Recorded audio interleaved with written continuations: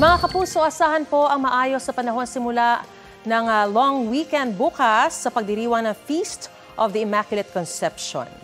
Base sa rainfall forecast ng Metro Weather, halos buong bansa ang may mababang tsansa ng ulan maliban sa ilang panig ng Northern Luzon, Aurora, Quezon, Mindoro, Palawan, Visayas at Mindanao na uulanin sa bandang hapon.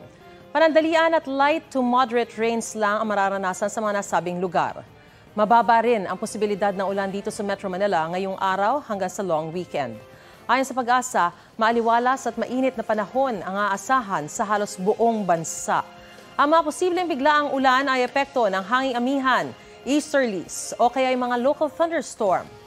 Ngayong araw, nakapagtala ng 17.4 degrees Celsius na minimum temperature sa City of Pines, Baguio. 19.5 degrees Celsius sa Malaybalay, Bukidnon. 20.5 degrees Celsius sa Tanay Rizal. 21.4 degrees Celsius naman ang minimum temperature sa Basco, Batanes, habang 25.1 degrees Celsius dito sa Quezon City. Mga kapuso, para sa mga maiinit na balita, mag-subscribe sa GMA Integrated News sa YouTube. Sa mga kapuso abroad, subaybayan niyo po kami sa GMA Pinoy TV at sa www.gmanews.tv.